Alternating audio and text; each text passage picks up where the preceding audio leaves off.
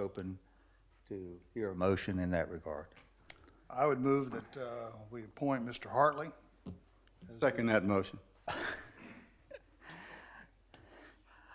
It has been so moved and seconded. Is there a vote?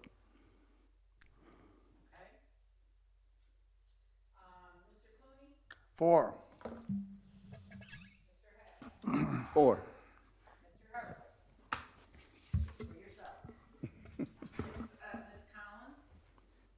Four. And Ms. Stone. Four. Four. Okay.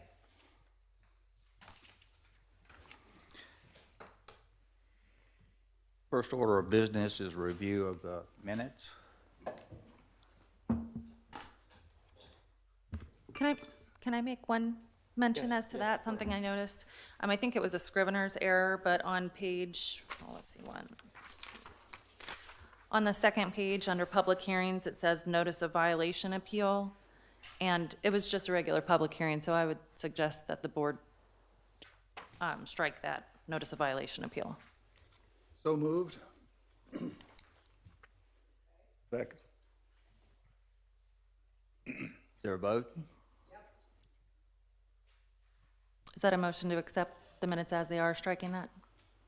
I like the way that's phrased. Okay, thank you. Four. Four. Four. Four. And Ms. Stone. Four.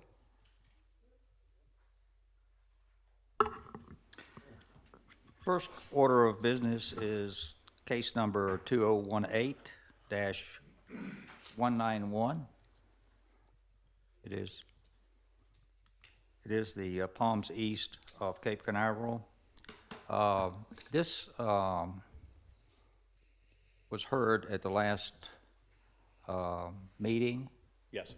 and we heard the evidence from the last meeting that you have presented, and we asked that you conduct further review, and I'm asking at this time, do you have further updates, and are there issues that are in compliance, and can you give us a general overview since the last meeting? Yeah, per the board's recommendation, I met with a representative of Jeffrey Wells and 211 Caroline Street. Actually met with them this morning, and we went over everything. They have an Excel spreadsheet, which I have on here that I can show you guys if you want to. But basically, they have been very diligent in doing the things that we've asked them to do. They still have a few things left to do. And we came up with a time frame, which is basically what we're here for today, was to really come up with a time frame, how long it would take to get all of these things. And the time frame we came up with was July 30th. Okay. And by that time, they said they should have everything done that was in that notice of violation. And then we would probably have a compliance hearing that following month in August. Okay. Is there any further discussion? I just have a question. Is there any thought that checking on their progress before July 30th? Yes, I'll be keeping in touch with her. We spoke about that today. I'll be keeping in touch with her, following up, seeing if there's any issues that come up. And if there are, then, we'll revisit that in August if something came up. Okay. But they seem to think that the 40 days, or I'm sorry, 90 to 100 days should be more than enough to comply. I do believe, though, that the representatives here have something they would like to present. Can I ask a quick question Sure. of you, Chris? I just wanted to check and see, as far as all of the violations that were alleged in the notice of violation, are they all still in violation, or were there any provisions? Notice of violation is still in violation. Okay, all of Not them are the everything- same? yes, Okay. Not everything has been completed, so. Okay, because I know some things can be completed, but there still be a violation of that section. So I just wanted to make sure when the There- board. As makes of right now, everything's still in violation. Okay, thank you. So before I hear a staff recommendation, you mentioned there's some people that would like to give testimony. Is there anyone here who wishes to give testimony tonight? Would you stand and be sworn? Yes, thank you.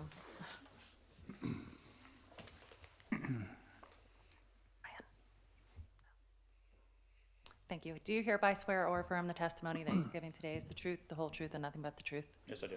Thank you all. Thank you. Thank you. Hello, Hi. my name's Anne Marie Cheery. I'm a new attorney, just joined the firm working with Wells Boys and Girls Property Management.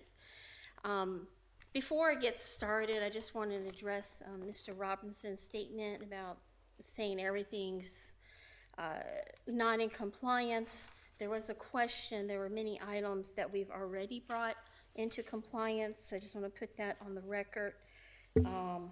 As far as all the vehicles that were at issue, all of them have been towed away throughout the property. The asphalt repairs, all the holes have been repaired. As far as the discarded furniture, everything has been removed. The landscaping, all of it has been completed. The ACs, I believe,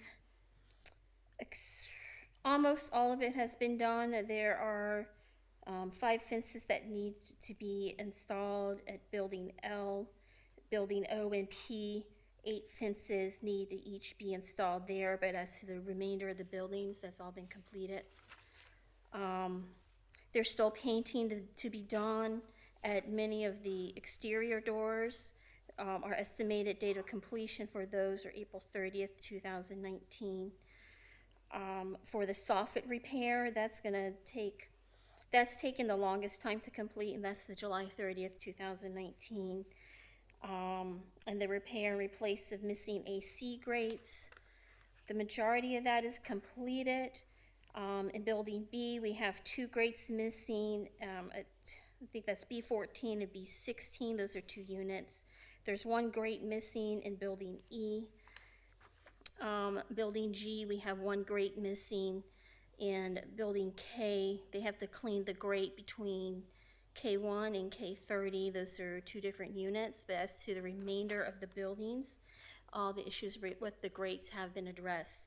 So we have been very diligent and been taking measures to proceed forward and to bring things out of, bringing things into compliance. So it's not like everything hasn't been done yet. There has been significant amount that has already been done. Before I get started, there's some statements I would like to make and put on the record. I reviewed the transcript from the last meeting, and I would like just to ask Mr. Robinson some questions initially. It's not going to be extensive. I just want to get him to answer to clarify some issues that I found on the record from the February 21st meeting. And I just want to reiterate that I'm realleging all the arguments, objections, and evidence that's already been submitted by Mr. Correja. The first thing I want to point out, if you don't mind, Mr. Robinson, can I just ask you the questions? Because that will just lead into it. This is just something I'm doing just to make sure we have things on the record. And I know you've been working with us, and you've been working with Tracy, and we really appreciate that. But I just want to kind of go over, it's about 10 questions. My first question is, when was the notice of violation in this case issued, the first notice? That would be at the top of the notice of violation that was sent. Okay, so I'm going to present to you the notice of violation. I just want to put it on the record and introduce it and make sure it's authenticated on the record. So that's why I'm asking.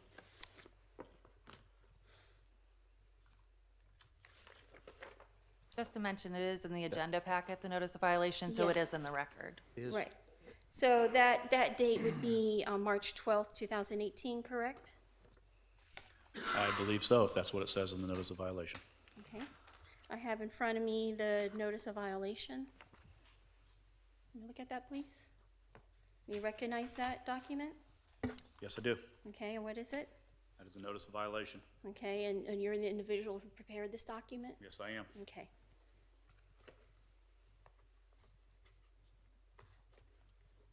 So, in the notice of violation, it indicates that on February 28th, staff received a complaint.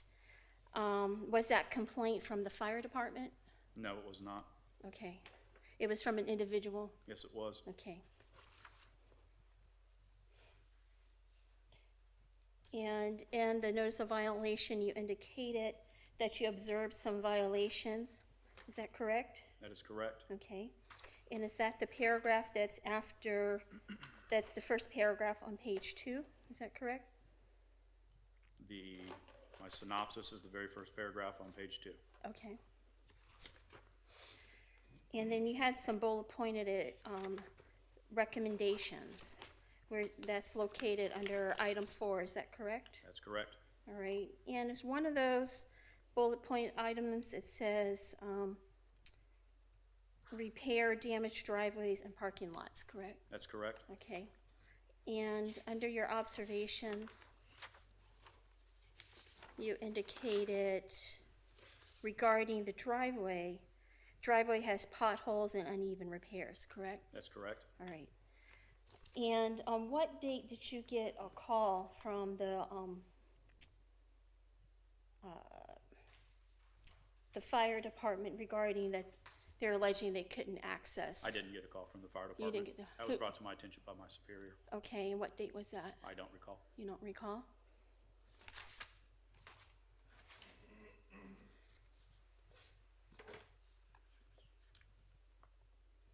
I have transcript here. If I presented this to you, would you recollect? I don't know. I can't answer that question until you ask it. Okay. I have the transcript from the hearing on February 21st, 2019. And there's a question being asked. I want you to review starting from, this is page 37 of the transcript, beginning on line 1 and read through to line 17. Do you have a copy of that for myself or the board? I can present it to you. Okay. I don't have a copy with me, but I can get it to you. If you're presenting that, I'll give it's it to you. becoming right- evidence and the board secretary is gonna need it. That's fine. Counsel, may I ask, the Yes, sir. purpose of your questioning before the board here? I'm- This is, are you giving testimony, or what is the purpose of this line of The questioning? purpose of this line Because of most of this has questioning, been, let me say, most of this information has been presented into the record, and of course, we have all of this information. Yes. right, yeah, the purpose of this question is as I was reviewing through the transcript, there was some information that was brought into the testimony on February 21st regarding this fire truck. Allegation that the fire trucks don't have access because of the potholes. We did our own investigation and just talked to the fire department, and they said there's an issue of access. It didn't have to do with the potholes or the driveway, but rather the overhang of the trees. And as I read through the transcript, I had saw that a couple of council members went, oh, there's a life safety issue, and I believe that when this testimony was referenced by Mr. Robinson, it could have been unduly prejudicial. So I wanted to make this on the record that the time that they discovered this was 7 days, or heard about it was 7 days before the February 21st meeting. It didn't occur at the time he went out and made his inspections. So it's not that's not part of the violations. It wasn't incorporated in the notice of violation, which was almost a year prior. If I could address that, please. The information was brought to my attention. The whole reason that we have Code Board is to present information that has been brought to our attention. This information was brought to my attention by my superior on something that he was told, that the fire trucks have spoken to them in the past about the potholes damaging their tanks of their water because they're so heavy and possibly cracking them.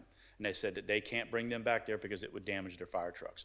It's really immaterial whether they said it or not. They did. I could bring Mike German up, who was the one who had the conversation with the fire inspector who had that. I was not privy to that conversation. I got it secondhand. The fact of the matter is, I have observed the potholes. I have observed the uneven concrete or the asphalt. It is in violation of city ordinance. That's what matters. That's what I put in my notice of violation. That's what we're here for.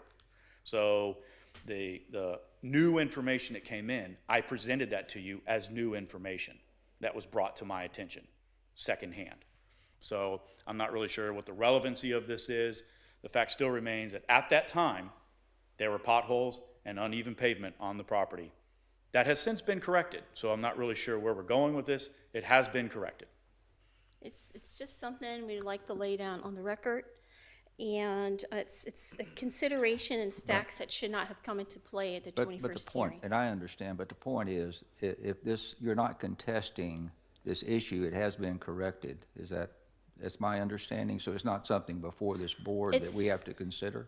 My concern is if there is an order, or if we're found for some reason not in compliance, that there's orders I have seen in the past where our properties were found compliant, but we were found that we had complied, but the property for a certain data period was in violation. I'm But gonna it's jump not- in here for a moment. You're bringing up other cases relevant to, if I'm you- gonna, if I can finish. Sure, Your Honor. You're bringing up cases that are not this case and orders that are not relevant to this case. This board has not made an order on this case yet, except for to continue it until today. So the board today is going to make a motion of some sort to find the property in violation or not of those provisions that are cited in the notice of violation and give a date.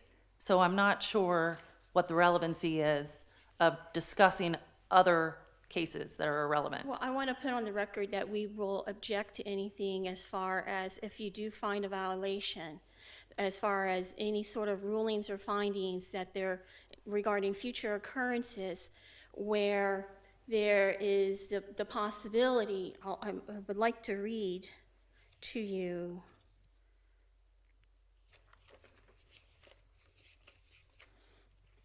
I had it out there.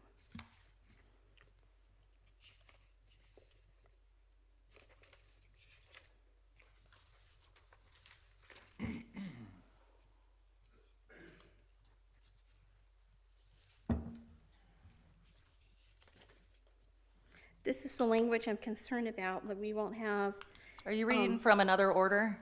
yes, and I've seen this in other orders, it looks like it's standard language. Okay.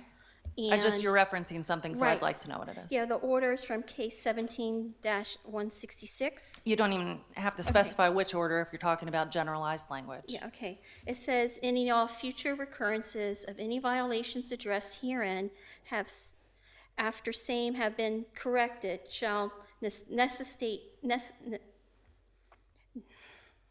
necessitate further proceedings before the Code Enforcement Board without necessarily providing respondents an opportunity to correct such violations, and that the Code Enforcement Board, upon finding such repeat violations exist, shall impose and fine not to exceed $500 per day for each repeat violation beginning on the first date the repeat violation is found to exist. It's the opportunity not to be able to cure before a finding is what we're concerned about. And this is why it's relevant in this case. Well, is that- let me, if I, may I complete? yeah, you can go ahead and finish, I'm and then sorry. I'll Yeah, get I'm not to why trying that to be language is. oppositional. I'm just trying to lay record and foundation. The reason why is because a lot of these items that have been found in violation, if there's a future, let's say the grass grows and they mow the lawn and they miss an area and they go back and now the grass is too high and we're subject to a violation. We don't get the opportunity to cure. That's our concern. Okay. Okay, that's why I'm just laying on the record that if you don't find a violation, then obviously this isn't gonna be an issue, but if a violation is found, I'm just putting on the record that we object to such a ruling. That's what I was getting to. Okay, well, what you're discussing is statutorily authorized language, which has to do with the repeat violation. Chapter 162 addresses that. If there has been a violation where the board has found a violation of the provision, whatever provision of the city code, then under chapter 162, a future violation is going to be a repeat violation. So And this- then there is a process that's set out in 162 where they will give notice, but they don't have to give a time to correct the violation. Okay, so this is gonna go back to, and if I wanna go back to what I was gonna lay on the record, we've already went through pretty much most of the questions I wanted to go to with Mr. Robinson. My answer to the question is, they received a call from the fire department. He testified, on the 21st.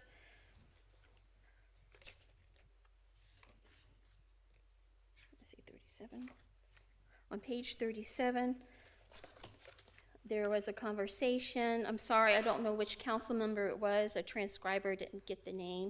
It says, like I said, I find this quite interesting, but I'm very concerned that we learned early on that the fire rescue feel it does not have access to the entire property. Is that what you said? Robinson, yes, we found that out on the 14th. They notified us. Unknown, that sounds like a life safety issue to me. Robinson, yes, sir. Unknown, on that basis alone, I would think. Collins, well, let's make sure that's not applicable. Is that applicable to this particular violation? Robinson, that's applicable to the potholes and the deterioration of the driveway and parking lot and everything like that. Our argument is this issue regarding the fire rescue access is a complete and separate issue. It's a complete and separate, if it's a violation, it's a complete and separate violation, and we should have an opportunity to be heard on that as well. So what are you saying is a different violation? The issue of the fire access that they found out about on 7 days prior to the hearing, on February 14th, 2019. Is there a fire access issue noted in the notice of violation? No, there is not. Well, then that is something that the board is not to consider in making its motion and ruling. Okay, so we're asking the board not to consider that fact, but unfortunately in this discussion, they were considering it. And Mr. Robinson was bringing it up in the hearing, another comment he made.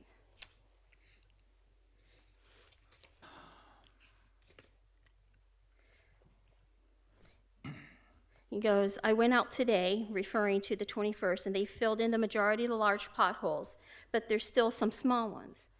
There's still uneven pavement, and I would need to get with fire rescue to see if it meets their requirements to be able to go down there. So that's one kind still pending on what we're gonna go with that. Saying that to me, that sounds like that they are considering the fire rescue access as an issue.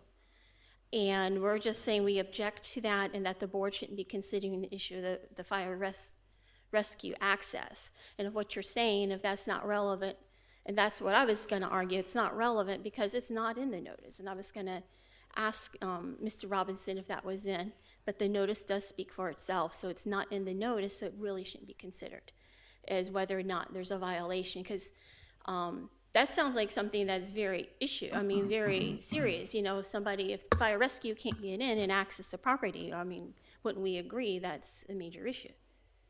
The board's been counseled in the past and is aware that it is to look at the notice of violation and consider those violations that have been alleged by city staff, and then city staff testifies as to whether or not those provisions are in violation anymore or are in compliance, and that's what the board considers. It doesn't go outside of the notice of violation. Okay.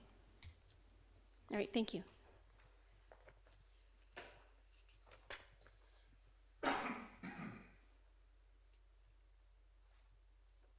And the other thing I want to address is just reiterate the vagueness of what was asked, to the corrections. Mr. Robinson in the notice stated that, for example, the repairs to the driveway in the parking lot, well, he mentioned that there were potholes. His recommendation was to repair the driveway and the parking lot rather than to fill potholes. How is my client looking at the face of the notice? To know, I'm sorry. May I interrupt for a moment? At the last meeting, we heard this information. As a matter of fact, we received a brief filing along these allegations. So I understand that issue very well, and I believe we addressed it insofar as even asking staff to make further review of the project and to provide information in that regard. So a clarification. So again, and I'm willing to listen to what you have to say, but I'm again asking what is the relevance of this as it applies to the matters before the Well, board this evening? It's because I reviewed the transcript, and what happened is we were arguing the vagueness argument, and then there were arguments made saying that, well, they were able to point out to us what the issues were, so they knew. But I'm saying, looking at the notice, we can't know. What's the repair to the driveway? It could be filling in a pothole, or it could be, laying a whole new driveway, a whole new parking lot. So your definition of repair, there's two different meanings, so that's ambiguous and it's vague. What exactly are they asking for? He noted in what he saw some potholes, but his recommendation wasn't to fill potholes.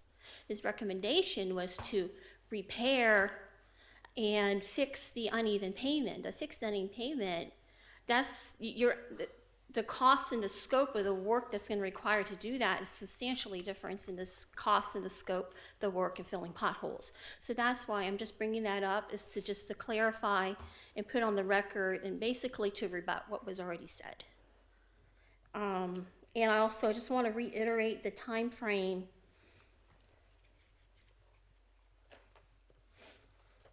Regarding the fire truck access. I just want to point out the time frame. I'm sorry. Apparently code enforcement received a call on February 14th. That's 7 days before the February 21st hearing. There was no knowledge of this or mention of this, obviously, in the March 21st, 2018 notice of violation. Actually, There wasn't. and the notice of hearing was issued Excuse me on just a second. January 26, 2019.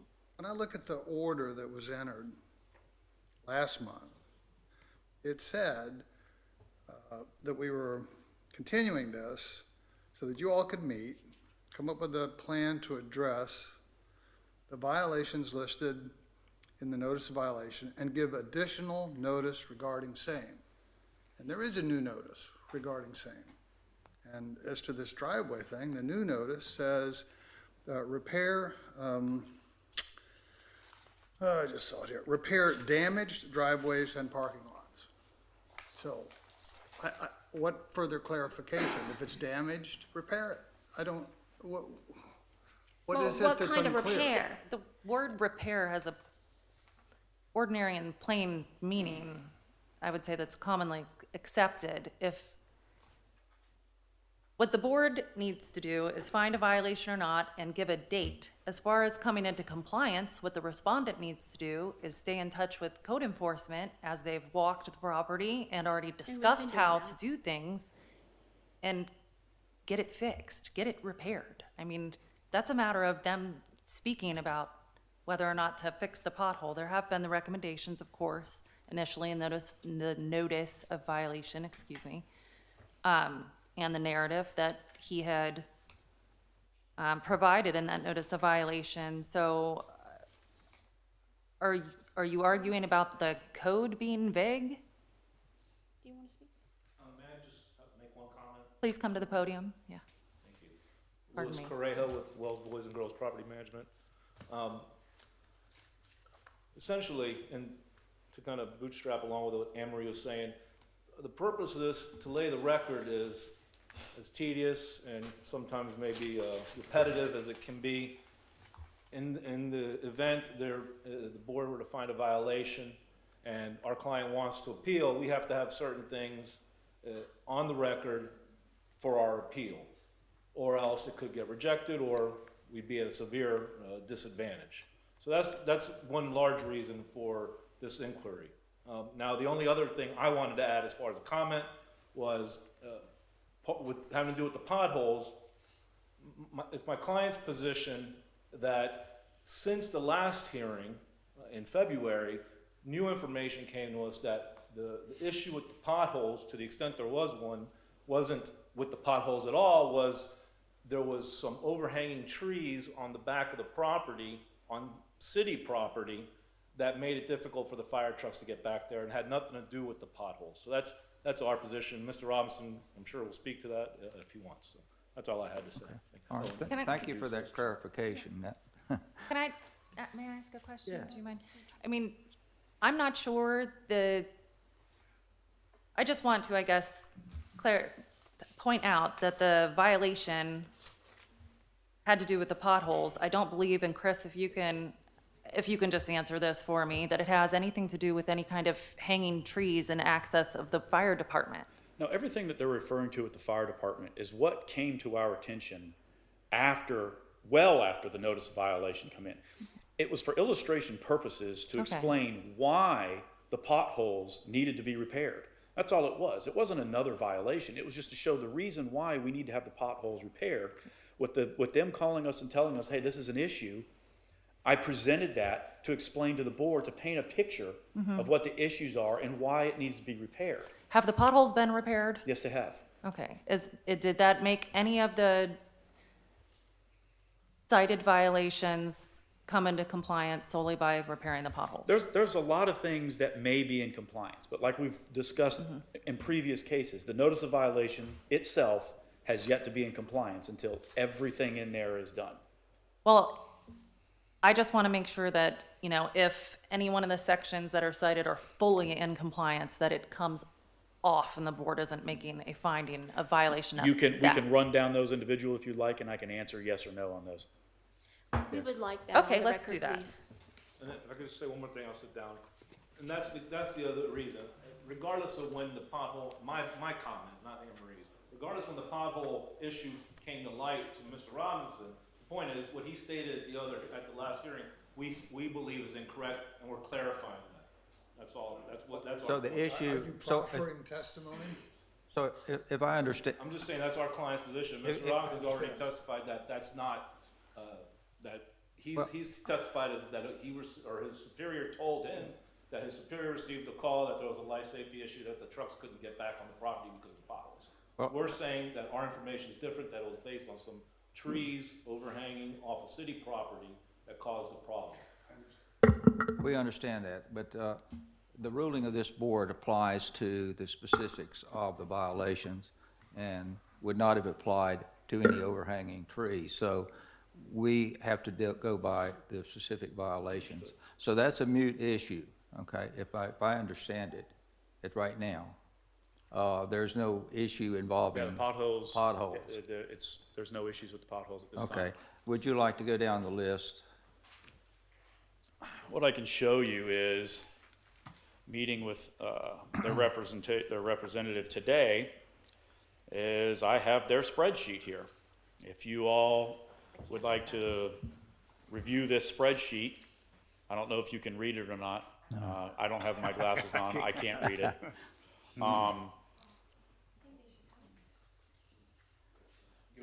He's got a copy of it.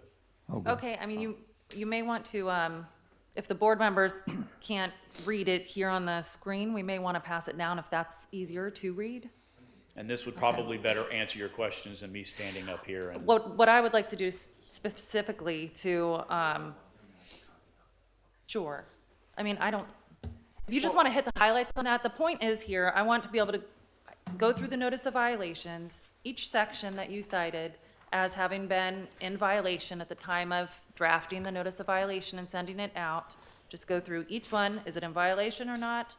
If it is in violation, then the board knows that. If it's in compliance, then we scratch it off of one of the things that Okay, the board's considering. that's fine. So we're very Wouldn't we clear. go through this list? Yeah, but Pardon? Wouldn't it be easier to just go down the recommendation? No, because that's not going to, I don't Without think. a touch each violation, but okay. Well, I mean, if we I want mean, to that's what I go, thought you were gonna do, right? the If you're gonna, recommendations is how to fix it. We need to make sure that the board is properly finding the sections that are cited in violation or not in violation, because we don't want to have an order that says they're violating a certain section if it turns out they're not. okay, you can do that, but understand that some sections are going to have multiple violations associated with them. I understand. Some sections are going to have multiple code sections that are applicable to just that one thing.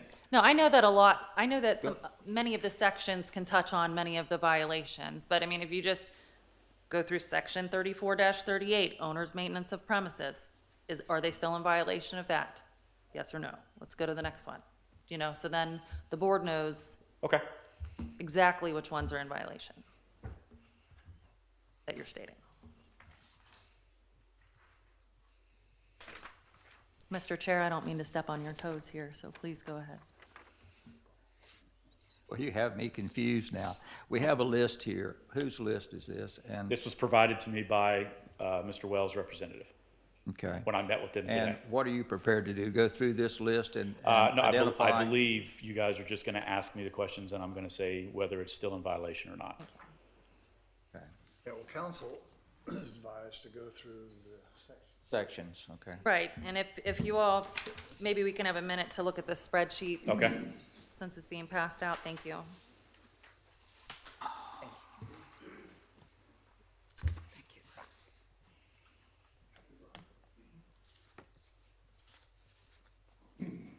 So we gotta coordinate it with, You could just look at it for information, I would say, but as far as what I think it would be best for the code officer to do is to go through his notice of violation. For example, you go to page 2 of the notice of violation, and it's got description of violations at the property, but that's where the code sections are listed.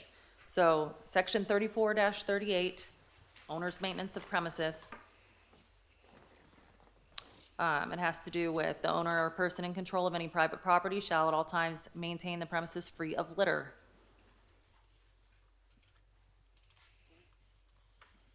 However, this section shall not prohibit the storage of litter in authorized private receptacles for collection. Specific as to that section, are they in violation as of this time?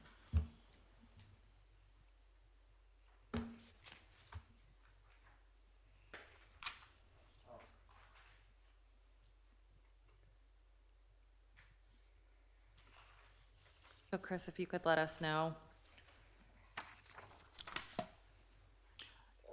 As far as you can tell. I'm sorry, is did this- you ask me a question? Yes, I thank was you. reading, I'm sorry. That's, is it free of litter? It's free of litter, yes, it is. Okay. okay, so Done. that's where I'm going. Okay, so then section 34-96, standards established.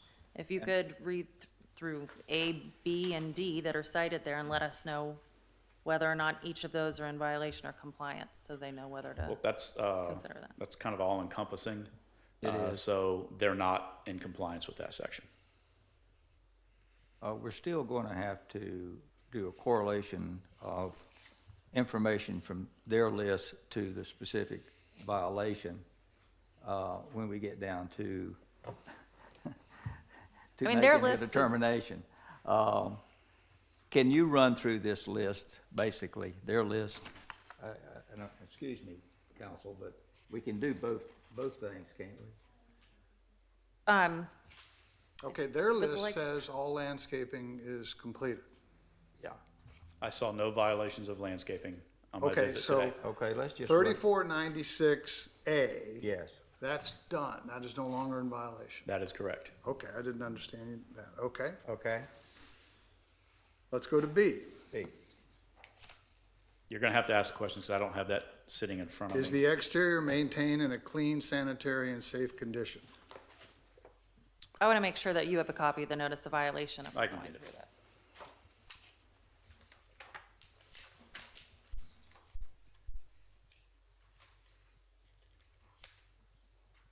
And that corresponds to the first item on their list. Well, at least No, it's the no, doors. it does, the doors, yeah. But this is,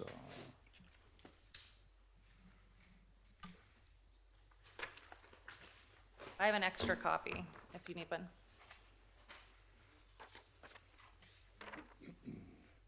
Okay, section 3438, owner's maintenance of premises. Is that where we're at? Correct. Well, 3496 sub B. It's the exterior, responsible for maintaining the exterior clean and sanitary, safe condition. well, you can go ahead and answer the first item, 3438. I think he did. Did he? Yeah. Okay. Yes, litter is under control. Which is no. Okay. B, however, is still in violation. Things are not in good repair still.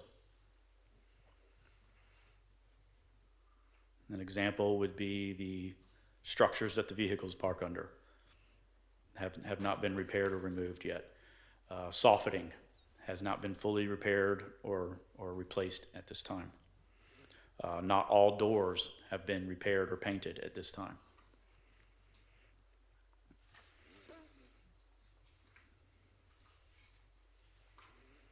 D, I would have to say it's still in About AC violation. grates, I'm sorry. AC grates, our air conditioning grates. At this time, the air conditioning grates have been covered on the walls. Okay. The ones on the ground have all been shielded from view of the right of way.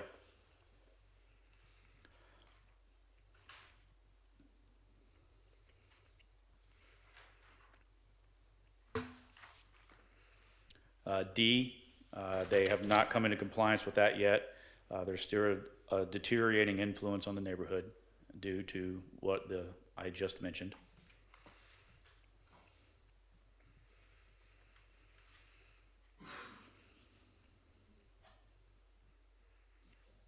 And say again, what the items under D? That you still have doors that are needing repair, painting. You still have soffitting that needs to be No, done. I'm sorry, D. D, it's still a deteriorating influence on the neighborhood.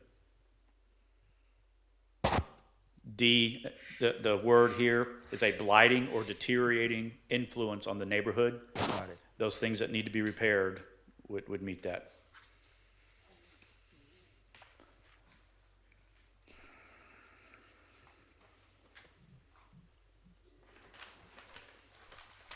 Section 3497, Section 1 is in compliance.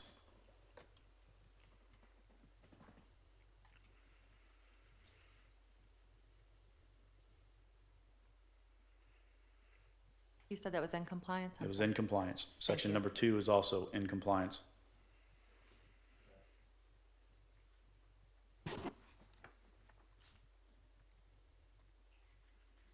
Three is in compliance.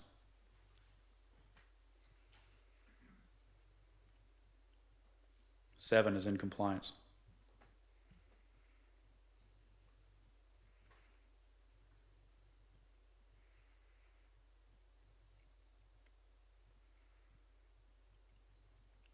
Two is in compliance.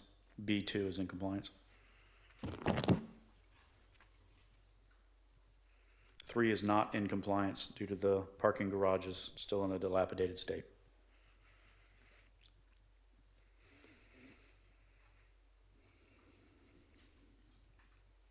Section 3498, the building appearance and maintenance. 2 is still in violation, soffitting and garage structures.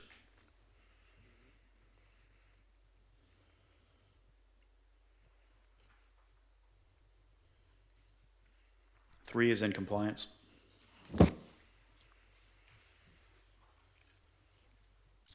4 is in violation.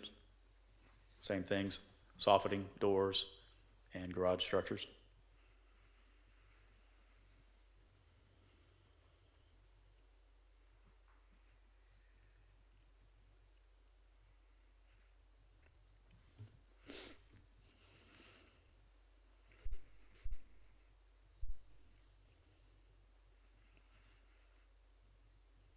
Five is in compliance.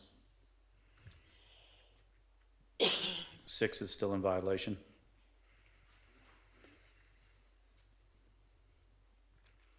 Section 3499 deals with the landscape. That's no longer in violation.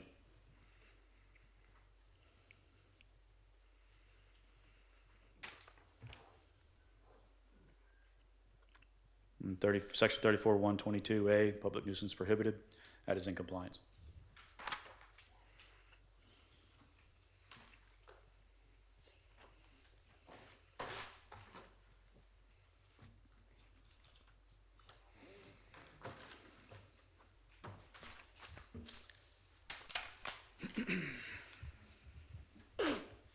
Bless you.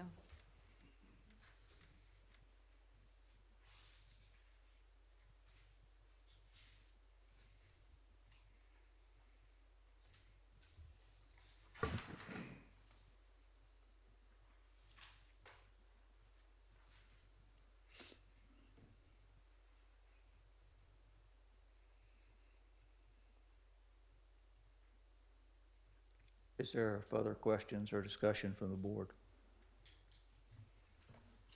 I was just wondering, when I look at the spreadsheet, it lists all of the items that have been completed, and it also lists timeframes for items yet to be completed, and it looks like the last completion date's the end of July.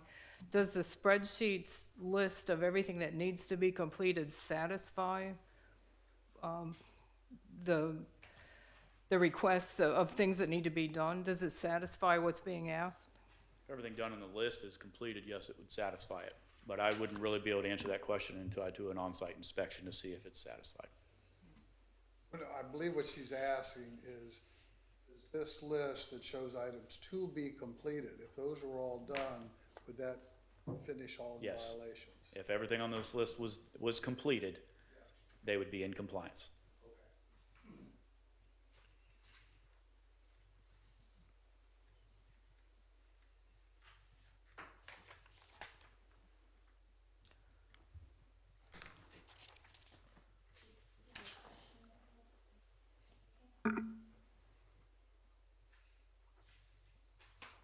He wants to speak.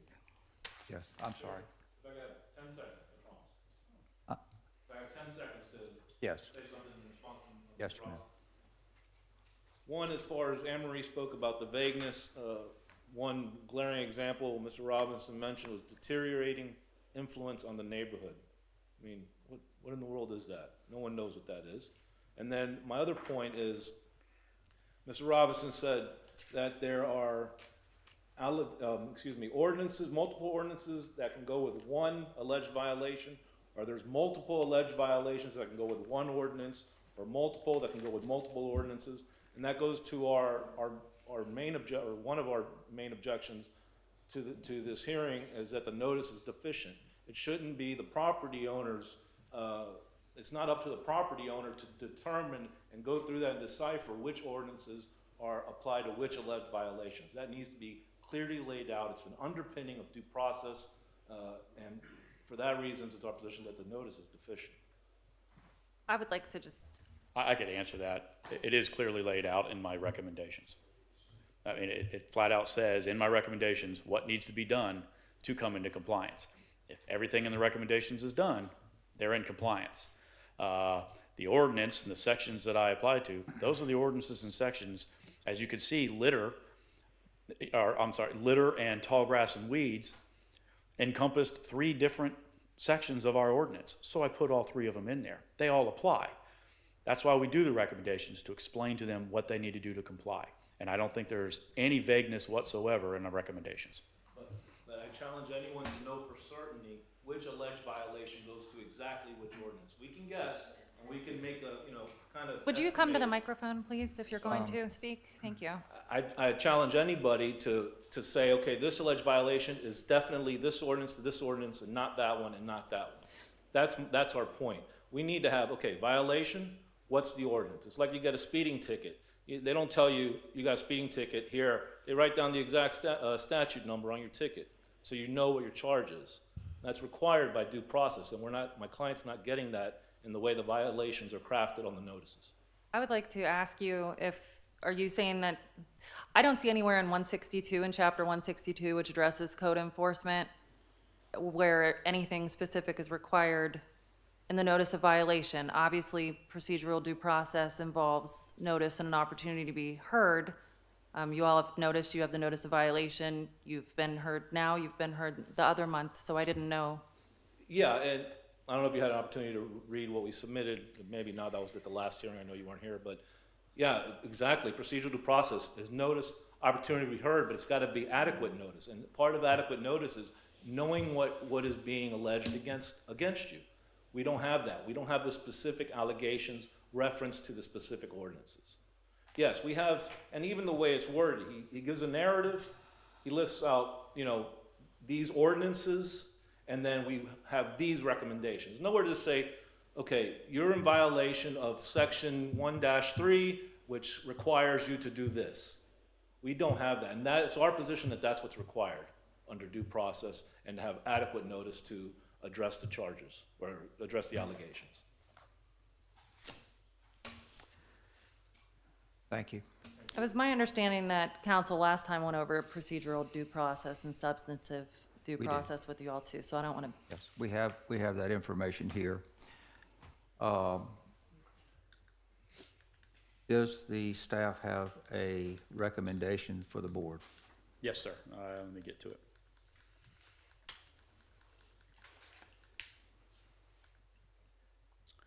Based on the testimony and evidence submitted at this hearing, staff respectfully requests the Code Enforcement Board find the respondents in violation as set forth in the notice of violation and give the respondents until July 30th, 2019 to come into compliance or fine be imposed in the amount of $150 for the first day and $100 every day thereafter until compliance is confirmed by the Code Enforcement Officer, and all costs associated with the enforcement of this violation be imposed.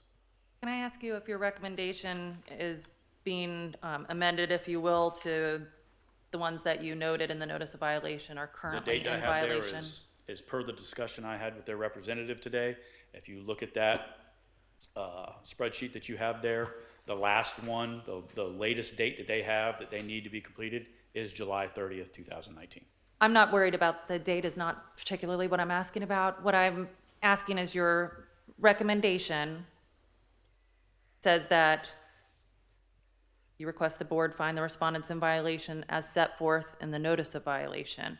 And we went through the notice of violation tonight, so I'm just asking you if your recommendation is actually that the owner respondent be found in violation of those that you said are still in violation. when With we all went due through respect, every single. that's up to you. I'm just presenting the facts and answering the questions of what is in violation, what isn't in violation, and I'm presenting it as the notice of violation.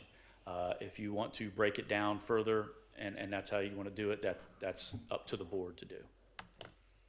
I would advise the board that there's been testimony presented by the code enforcement officer as to which violations are currently in compliance, specifically as to the sections and subsections, and which are currently in violation. So what I would suggest is that you all get very specific in your findings as to which section and specific subsections are in violation when you make your motion as to finding violations. I'll take a stab at it. Go ahead. I would move that find the respondents in violation as set forth in the notice of violation as to section 34-96, sub B and D. Section 34-97, sub A, sub 1, sub 2, sub 3, sub 7, sub B, sub 2, sub 3, duties and responsibilities for maintenance. Paragraph designated number 3, parking areas as to be in good repair. Section 34-98, 2, 3, 4, 5, 6, sub 2, architectural character. Sub 4, buildings and appurtenances, and sub 6 as to roofs having suitable coverings. And give respondents until July 30th, 2019 to come into compliance, or a fine be imposed in the amount of $150 for the first day and $100 every day thereafter until compliance is confirmed by the code enforcement officer, and all costs associated with the enforcement of the violation be imposed. May I clarify something? Please. Correct me if I'm wrong, but with, all right, so you said section 3496-96, excuse me. B as in boy, D as in dog, correct? Correct. Okay, and then you said 34-97, and I think you said A 1, 2, 3, and 7? Well, that's how it's listed at the top there. That's section 3497, sub A, 1, 2, 3, da, da, da, da, da. I understand, but I just want to remind you as to the code officer's testimony, and Chris, if I wrote it down wrong, please correct me. You had said that A 1, 2, 3, and 7 were in compliance? I believe so. I'll have to look. I don't mean to belabor this, I just want to make sure that we're That's what I marked off. clear, that they're in compliance? Yes, that they were Okay. compliant. So- But Then sub you- 3, the last one, parking areas, was not in compliance. That's Okay, but correct. we don't want if you're not trying to find them in violation of A 1, 2, 3, and 7, we don't want that in the motion. 1, 2, 3, and do you? 7 are in compliance. Okay, B2 is in compliance. 3 is not. okay. Okay, and then section 34-98, you said subsection 2. And then I think you said 3. No, 4, Okay, good. 4, and then 6? yes. Did you also say 5? No, 5 is fine. Okay, 5's okay. It's in compliance. 6. okay, and then That was it. that was it? Okay. As far as, okay, so to be clear, because I know this is kind of messy, as far as there are many different numbers and provisions here. I just want to run through them again, and you tell me if that's what your motion is. Just so we're clear. So you're moving to find in violation, 34-96B and D. Section 34-97B. Three, and that's that. Okay. Section 34-98, 2, 4, and 6. And that's, How about 3498, 2, building appearance, item 2, oh, I thought I said that, and then went to the next page. So we're, That's still in violation. yes. still in violation. Okay, 2, 2, 4, and 6, right? and then that's it. That's correct. Okay. As clarified, so moved. Do I hear a second? Second. May we have a vote? Mr. Clooney, 4, Mr. Hale, 4. Mr. Hartley, 4. Ms. Collins, For the motion? Ms. Stone. 4. Okay, until July 150, then 100 is what you said, right? Okay, thank you. thank you. Thank you. Thank you. Thank you.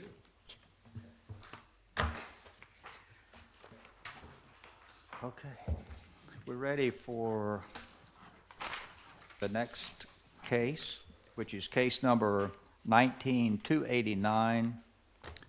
It is 225 Adams Avenue. Staff like to proceed? Hey, like this, like it says, 225 Adams Avenue, Cape Canaveral.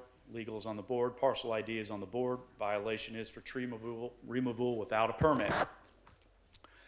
Notice violation, February 11th, 2019. Return receipt, February 14th, 2019.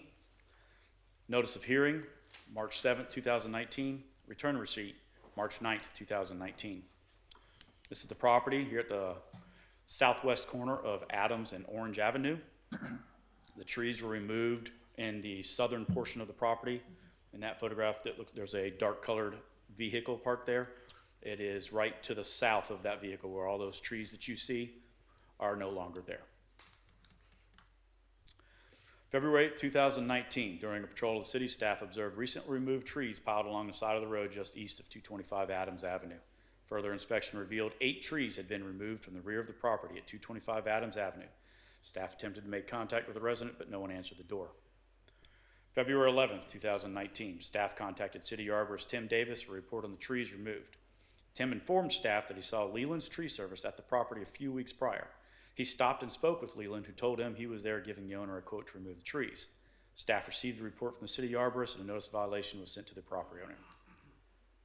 February 14th, 2019, Jeffrey Fletcher, who is the property owner, came into City Hall to discuss the notice of violation he received regarding the tree removal without a permit. He told staff that the trees were going into the power lines and FPL contractor came out and removed the trees, and they had nothing to do with it. Staff asked why Leland's Tree Service was seen at his residence. He stated they were giving him a quote, however, he didn't want to pay that much and later found out that FPL would trim them if he called about the growth into the power lines. He also stated that FPL actually removed the trees instead of simply trimming. Staff contacted FPL and spoke to Brian, who informed staff that all he did was trim the trees like they always do when growing into power lines. Staff informed him what the property owner stated. Brian stated he would go to the property and investigate.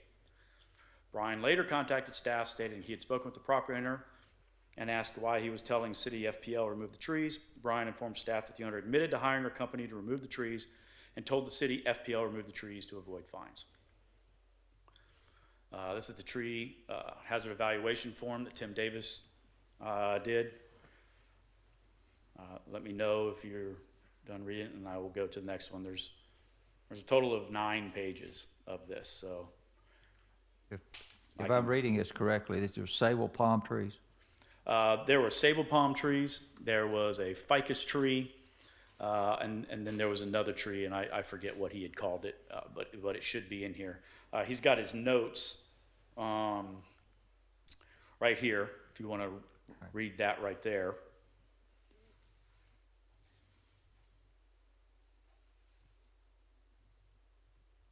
And then when you're done with that, I'll skip a few lines to go to his next page of notes, reference the other trees. Okay, I understand. Three palm trees.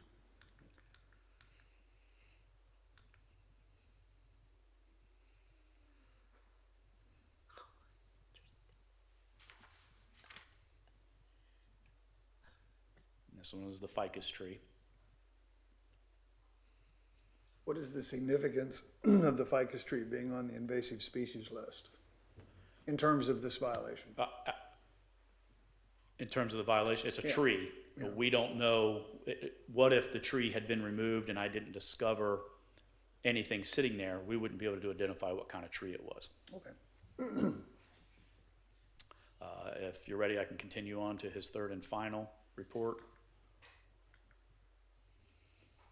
Chinaberry is the other tree.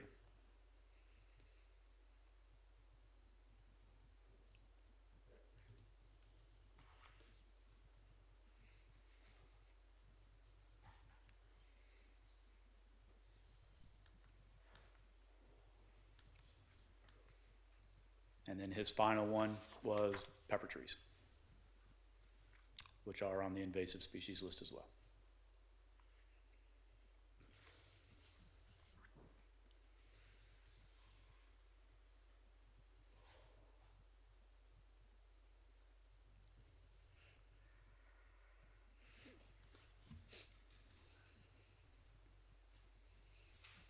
How many pepper trees? 8.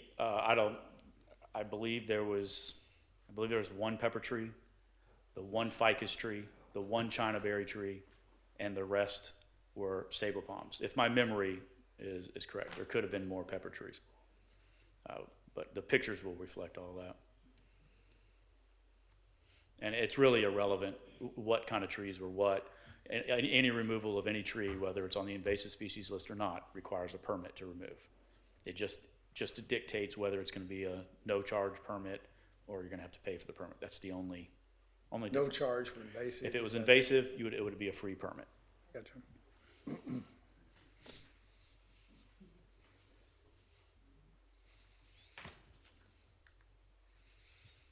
And this is the photograph. This was a representation of what I observed on the day that I saw the pile in the street. This is the backyard facing towards the southwest. And if you look down in the bottom left-hand side, that right there, that stump, that was where the ficus tree was. I believe was the ficus tree. I'm not the arborist, so I'm not sure.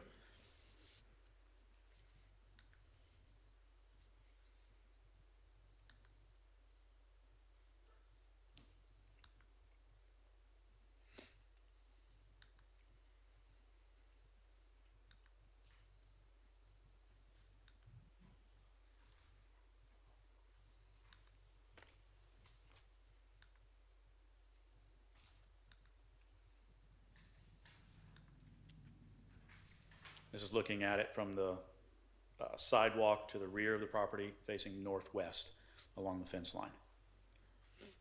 If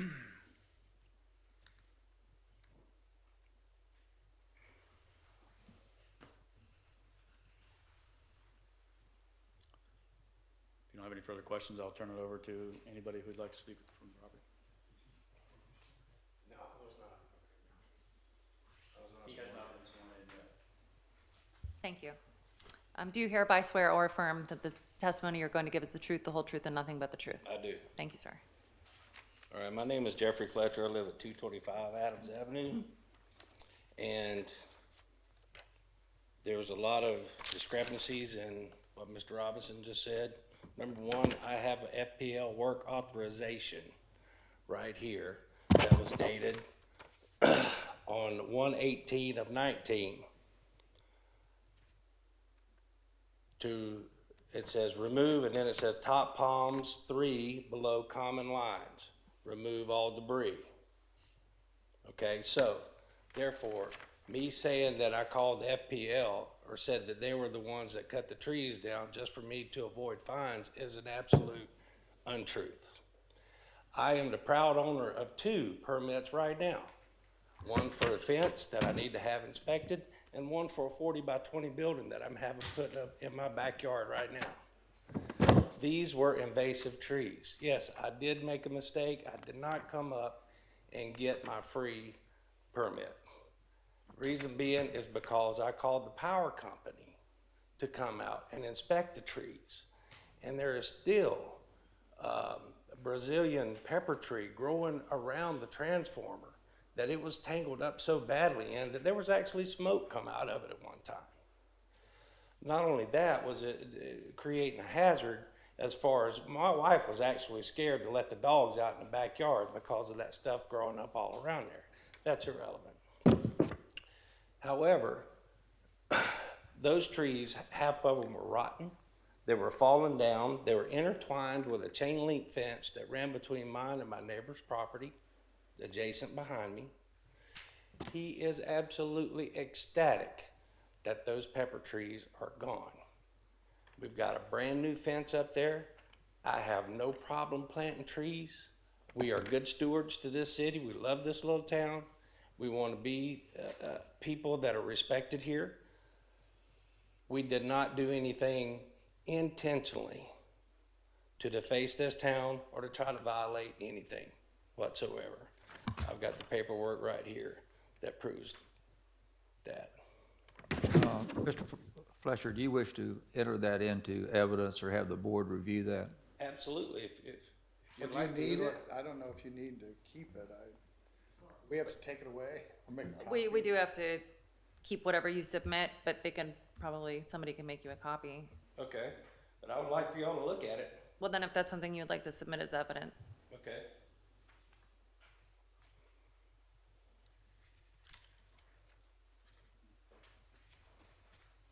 He's gonna photocopy. Okay. Thank you. Well, sir, may I ask, did you represent anybody from the city that FP&L had actually done the cutting? Run that question by me one more time, please. Did you tell anyone from the city that FPL had cut the trees down? Yes, sir. This gentleman right here, Mr. Robinson, I came in that morning and I was a little bit upset that I had gotten a notice of violation because of having had FP&L involved to clear the lines, you know, of a utility that's controlled by, you know, Public Service Commission. They have a right to be able to go in there and make sure that the integrity of their equipment is in good working order. And it was, I went to him and I told him, I handed him the violation. And I said, if there's anybody in violation of this, it would be FP&L because they did not get a permit. Or Asplin, the contractor, because they did not get a permit. But they didn't do the cutting, right? Asplin, FP&L Thank you. contracted Asplin to actually physically do the cutting.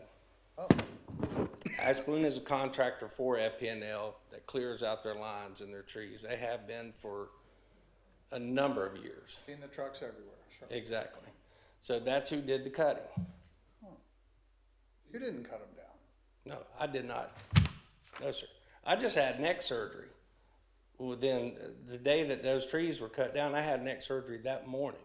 I've got a 5-inch scar down the back of my neck. No, sir, I ain't cut no trees down. It's my understanding, and correct me if I'm wrong, but FPL may have done some trimming, or that notice says done trimming, but I heard Leland's Tree Service was involved. Can you clarify this, Chris?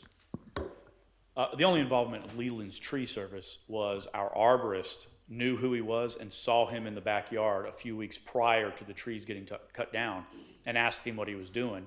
And he said he was giving quotes to remove these trees. And that was it. We don't know if he had cut them down or not. But I would like to comment on what you're getting ready to look at there, the receipt from Asplund or FPL. That's for topping the trees, and it specifically talks about topping the trees.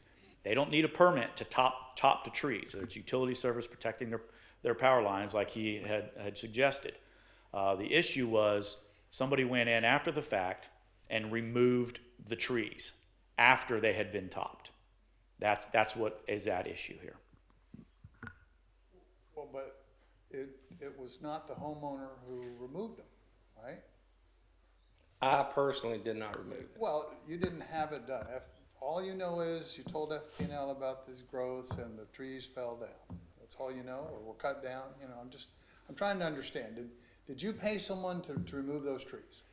What we did was we paid people to remove the trees down to the fence line. We just asked them if they could cut them down to the fence line, and they said they could, and they gave us a price. That's where Mr. Robinson come into. The only reason that Leland's Tree Service was involved was Leland came by the house that morning, and he was mad that he didn't get to work, so he called Chris. And turned the whole thing in. Did FPL or its contractors, somebody else, cut these trees down? Yes, sir. You did not, Leland did not? No, sir. Okay. So you have trees that were cut in your backyard, and you don't know who cut them down to the stump, to the earth line? Asplund, FPNL and Asplund cut them. All the way down to the Down- ground level? No, sir. Are you They were- saying trim or cut? When you say cut, They can were you down. clarify? They were down this tall. Matter of fact, Chris showed you a picture of the stumps that were across the back. Maybe we see that picture again. That's not my recollection.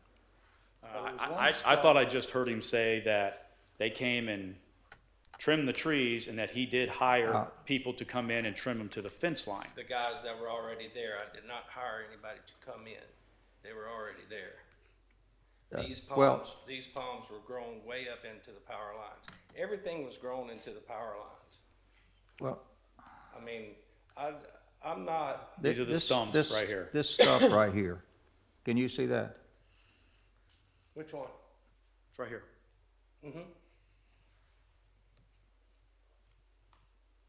Now, you suggesting that, or not suggesting, you're telling us, you're testifying that Aspen cut that down to that level? Yes, sir.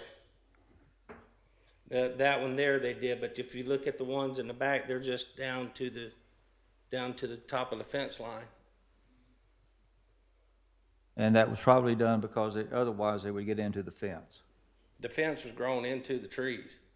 There's no other way of cleaning that lot line whatsoever without taking out pepper trees and that whole fence. It was completely entangled up in there. And I feel like to get a fair shake at this, that FPNL and Asplund should be here.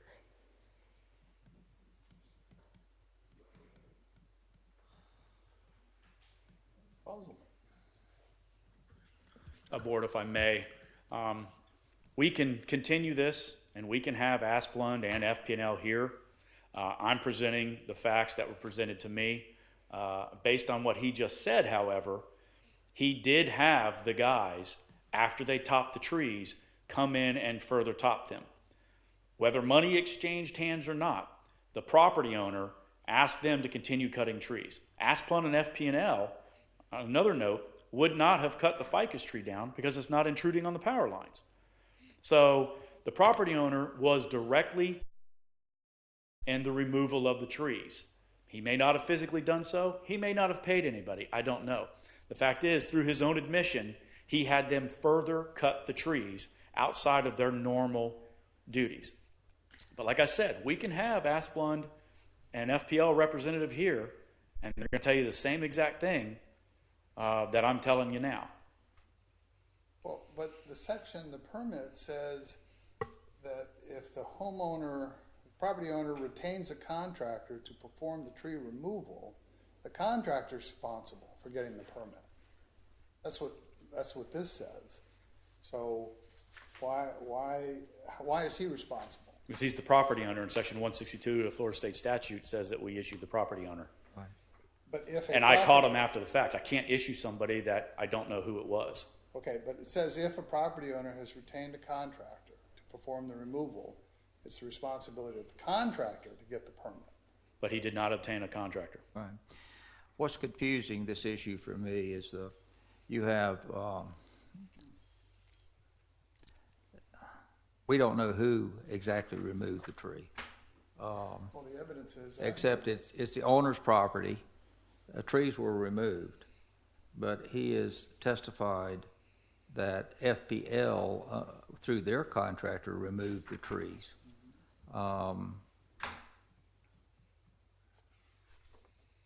That would be an unusual activity from my experience, but that still creates a question that needs clarification. Like I said, we can continue this if you like, and I will subpoena the individual that I spoke to with FP&L, and we'll find out who the entire crew was that came out here this day and subpoena them all and have them tell you what happened. But based on what the homeowner just said, is he had them continue to cut the trees down. Whether money exchanged hands to further do that, don't know. It's irrelevant.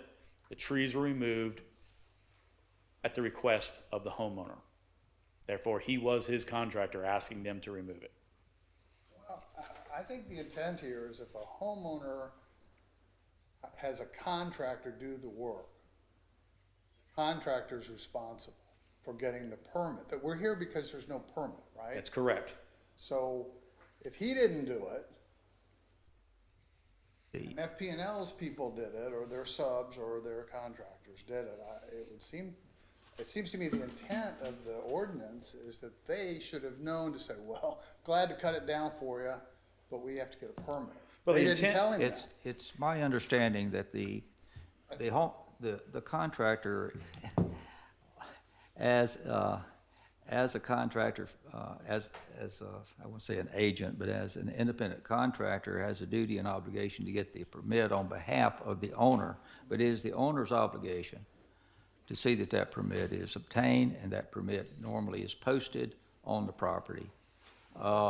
So it's the owner's ultimate responsibility. Well, that's not what it says. I mean, that's not the way the ordinance is worded. Right there. This would be no different than any other permit requirement for Required, a roof or electrical. A permit is required, regardless of who pulls it. If it's determined that work was done on a property without a permit, the person responsible always is the property owner. That's not what it says. That's not what the ordinance says. I understand your reasoning, but that isn't what it says. It says the contractor's responsible. But in this case, there is no licensed contractor to remove a tree. We don't know He that. was his own contractor because he just said he had Asplund further remove the trees. Therefore, he was the contractor subbing out the tree removal. Well, that's exactly what it says. If the homeowner retains a contractor to do it, it's the contractor's responsibility to get the permit, not the homeowner's. So the people that aren't required to pull permits, don't have authority to pull permits, are just workers that remove the tree per his request as the property owner. They're the ones who should be responsible. Chris, I'm just I I'm just understand, looking but at the there's, plain English but of there the- is no contractor in this case. He is the contractor. He had the trees removed. Yeah, here's the issue. And I read from the ordinance, this is 102-39A permits. And it says if a property owner has retained a contractor has retained a contractor to perform the tree removal or land clearing, the contractor shall be responsible for obtaining the permit required by this division prior to the tree removal or land clearing. Correct, and he did not have a contractor. There was no contractor. FP&L came out as part of their scope of work to clear their lines. That's not his contractor. He did not hire a contractor. He, for all intent and purposes, removed the trees himself, regardless of whether he got somebody down the street to cut. So if you go and get the 15-year-old kid and his friends down the street to come to your yard and cut the trees, are they now contractors, and are they required to come and get a permit? May I ask Mr. Fletcher? Yes, sir. Would you again take me through this?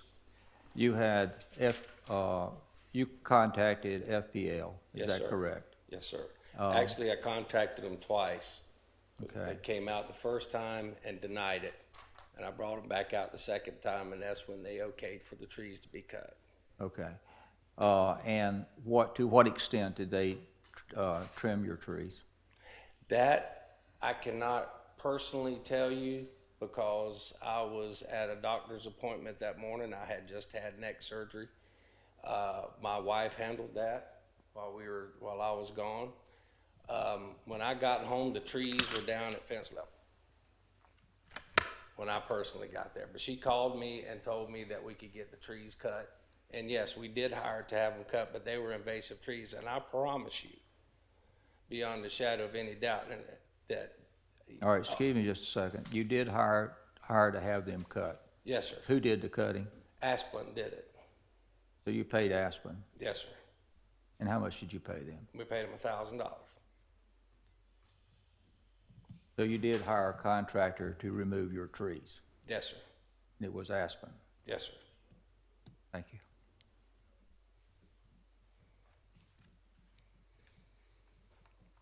Unfortunately, that is not what the city is being told.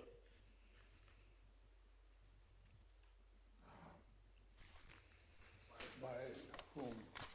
FP&L, who went to the scene with the Asplund supervisor and spoke to Mr. Fletcher, and that's when the conversation became, yeah, I lied to the city so that I wouldn't get fined. That's what was reported back to me. Now, I apologize to Mr. Fletcher if that's not how it went, but I can only go by with what's presented to me by what FP&L and Asplund said. So just for my understanding, FPL and Aspen said they did not cut these trees. That is exactly what they said. They did not. They trimmed the trees like they always do and always have. And to my knowledge, I've never heard of them ever going any further than that. Mr. Fletcher, do you have a receipt for paying them? No, sir, I do not. It's cash. You pay them in cash? That's why we got it for $1,000. Sounds to me like it was the Aspen of workers, just a little side job. That's what it sounds like. The exhibit again. The exhibit, the FPL work authorization form. Yeah. It's just for topping.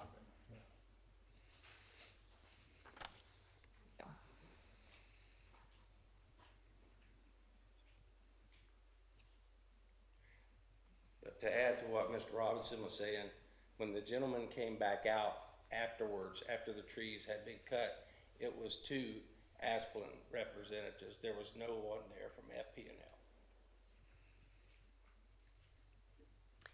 The instructions on here have checked off remove, where then it says top palms 3 below the lines and leave all debris. Not marked off trim, marked off removed. On the first, then the sentence that they wrote, it says top trees. Pointing out the discrepancy Yeah, on the I mean, authorization. we have a lot of discrepancies. And I have a question. Also, if I may. I know that you had mentioned, Chris, if I could just clarify, the ficus being on the invasive species list and the pepper trees? That's correct? Okay. Because when I was looking at section 10240, which has permitted criteria, under A. And then under B, it has permit exceptions. And it says the following tree removal activities are exempt from the permit requirements of this division. And then if you go down to number 6, it says the removal of any plant or tree that is an invasive or undesirable species as set forth in section 102-53. So do you know if the ficus and the pepper trees are, I know that you've said that they are invasive. Is that what 102-53 states?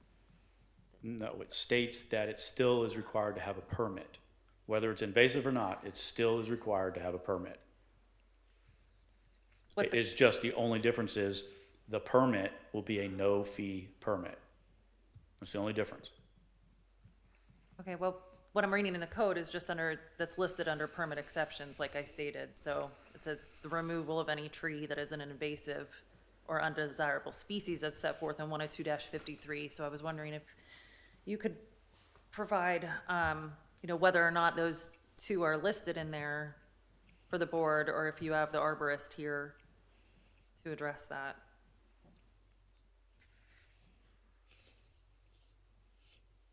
Well, if you look at A, go up to A where it says permitted criteria. Upon receipt of a completed application and verification by the building official may apply for the standards, and then it goes into all of these. Upon receipt of that, it doesn't say that it doesn't have to have a permit. Section B says permit exceptions. But then in A, it says the permit criteria. But if it's a permit exception, and then it's listing these things under B, I just want to,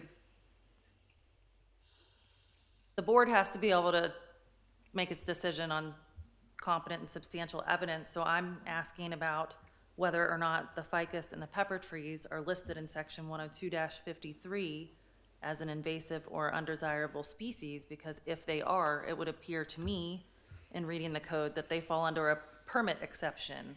And I want to ensure that the code enforcement board is well aware of whether or not they are on that list in 102-53. But we'll have to provide section 102-53. Pardon? We're going to have to look at 102-53. Okay. But I'm not seeing what you're seeing. To me, it says the permitted criteria, that all trees are required to have a permit.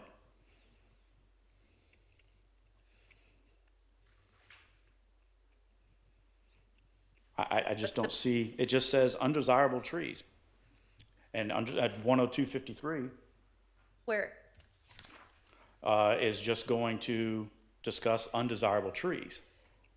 right, I would like to know whether ficus trees and pepper trees are considered to be invasive or undesirable species in section 102-53, because if they are, subsection B says that they're an exception, that the following tree removal activities are exempt from the permit requirements of this division.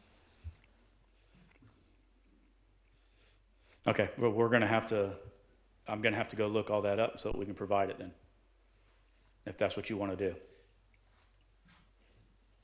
Well, I mean, I would suggest Because I don't have in that- front of me what you're asking for.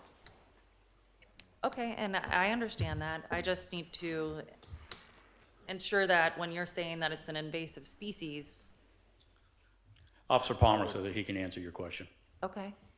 Can I swear you in, Officer Palmer? Thank you. Do you hereby swear or affirm that the testimony you're about to give is the truth, the whole truth, and nothing but the truth? I do. Thank you. I actually help the building official run the program, the tree program. Okay. And it does state that the invasive species are on the exemption list from permitting.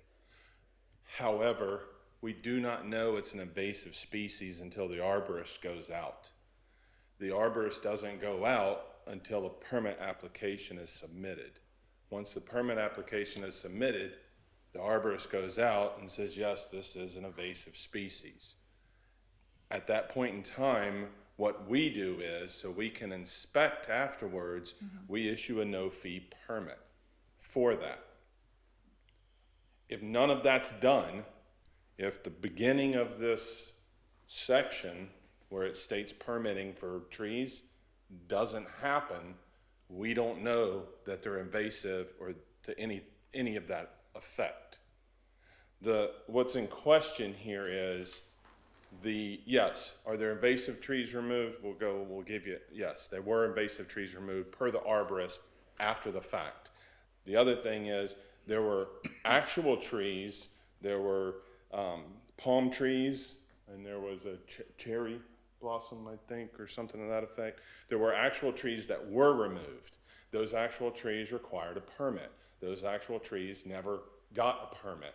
Per city code, they have to have a permit to cut down those specific trees. There are mitigation requirements. There's if you don't want to mitigate, there's paying into a tree bank requirements. There's all different requirements to remove trees in our tree city, that's what we call ourselves, prior to removing trees. If there are invasive trees removed, then there's invasive trees removed. We remove that from the requirement at that point in time. However, you still have to have a permit to remove the trees. Not the invasive trees. You do not. You are correct. However, at the beginning of all of this, we don't know they're invasive. I understand the process. When Officer Robinson drove out there and saw trees laying on the side of the road, he's not an arborist. He didn't know they were invasive. He looked at trees and said trees were removed without a permit because the city council stated you must have a permit to remove trees. I understand, but hypothetically, if the arborist had gone out and said everything in that pile, near as I can tell, was an invasive species, case closed. I would have. Well, case Oh, closed, if he no would case. after the fact. Yeah. After the fact. Yeah. If he'd have gone out there and said all of that, yes. After the fact, I would have said, okay, that's fine. I would have talked to the homeowner. Officer Robinson would have done the same thing. Talked to the homeowner and said, these trees are invasive. You have to come and let us know before you cut down trees. No, he doesn't. No, let's be clear on that. No, he doesn't. Okay, but how do we know they're invasive before he cuts them down? That's not the homeowner's problem. I mean, what we're dealing with here is the wording of the law, and the law says he's exempt from needing a permit. But the Doesn't say, but he needs to I understand have that. it I understand verified. that. And he is. I understand that. And that's not what I'm trying, and I don't want to argue with you on I'm this, not okay? arguing. What I'm saying is, he is exempt from a permit, Mm-hmm. okay? But we don't know if he's exempt unless he comes and tells us he's gonna cut down an invasive tree. But he has no obligation to do that. Why not? Under the law. How is that? All he Well, has is an how can you exemption from a create- permit. You can't create an obligation on a citizen just because. Okay, well, You have to there's, follow what's written. but It's he poorly has, written. but what I'm saying is he's exempt from a permit. He's exempt from permitting. Therefore, he's Okay. exempt from the application for the permit. But how do we know? Well, I'm just taking I'm up just people's saying, time. how I'm do we sorry. know? It's just a philosophical position. You don't know he's exempt from something unless you have someone going, we can't go out there and take the homeowner's word on it that he just removed the invasive species, that they're all invasive. What happens if you remove these, everything was gone? Well, then the homeowner has a problem. You've got these aerials, here are these trees, today they're not here. We're coming after you. Oh, they were pepper trees. Prove it. Well, he Okay. can't. Well, Now he has a doesn't have- problem. But in your reference before, he doesn't have an obligation to prove that.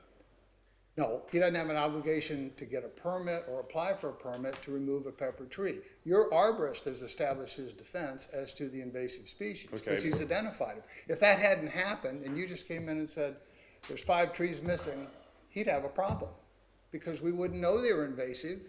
The exception You're right, wouldn't and we apply. wouldn't have known they're invasive if the arborist didn't go out. And if the arborist, and if we wouldn't have caught him cutting down the trees, the arborist would have never gone out. Now, if he would have come in and said, I'm cutting down trees, and the arborist went out and saw that they were invasive, would have said, oh, no, they're invasive, don't worry about it. I May understand. I ask for another clarification, Brian? We have this wording here, if a property owner has retained a contractor, the contractor shall be responsible for obtaining the permit. And in Yes. this instance, the homeowner has testified that he did hire a contractor, which is Aspen. So what is your interpretation of that My provision? interpretation of that is, well, first of all, the homeowner is ultimately responsible for anything that happens on his property. I know what you're getting ready to say. The homeowner is ultimately responsible for anything that happens on his property, okay? Second of all, I would have to get with Asplund and ask them, he did make a statement after that it was 2 individuals from Asplund that came back later on, FPL wasn't there, and he paid them $1,000 cash to cut down the rest of the tree. I would have to argue with the fact that they were working under an Asplund contracting. I would argue with the fact that they came over there on their own and made $1,000 to cut down some trees.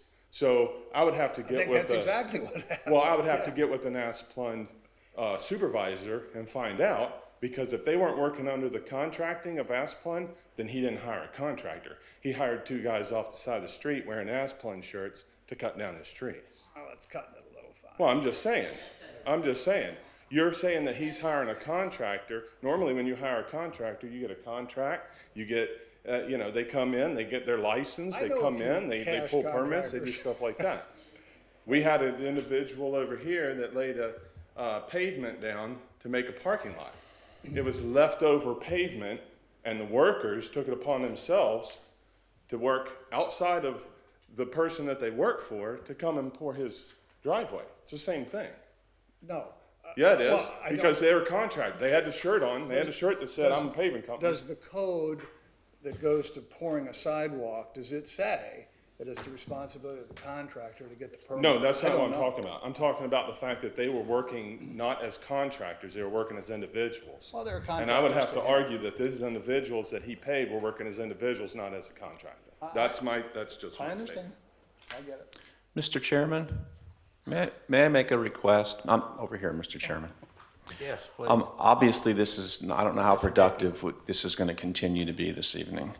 So from a staff, I'd like to request a continuance on this case, if the board is willing to do that, so we can gather all of the facts. Obviously, the board wants to make an informed, educated decision based on competent and substantial facts and evidence. And from what I'm hearing this evening, we don't have all of that. And my suggestion is the board continue this until staff is able to gather that evidence and return and present it to the board. I would not want to put the board in a position where you're acting on hearsay, on testimony that cannot be corroborated. I would not want to put the board in that position, and I'm sure your board attorney would not want that as well. So my recommendation is we continue this until we can make a much more informed, educated decision. Well, the homeowner's testimony that he hired someone to do it is not hearsay. I think we need more I'm just pointing that testimony out. from other individuals. I agree. I think we need more information. Yeah, thank you, Mr. Dickey. You're welcome, Mr. Chairman. Yes. Further comments? That's the same thing I did. Very good. Do we have a motion? I make a motion, we continue it for more testimony from other individuals to get more clarification. Do I hear a second? I would second that. I would clarify that it's, as you said, hear more testimony. That would mean evidence. That would mean people testifying, Yes, not absolutely, hearsay. absolutely. Okay? A second? Yeah. I second that. Do we have a vote? Okay. Mr. Clooney, Or, Mr. Hale, Or, Mr. Hartley, 4. Ms. Collins, 4. Ms. Stone. 4.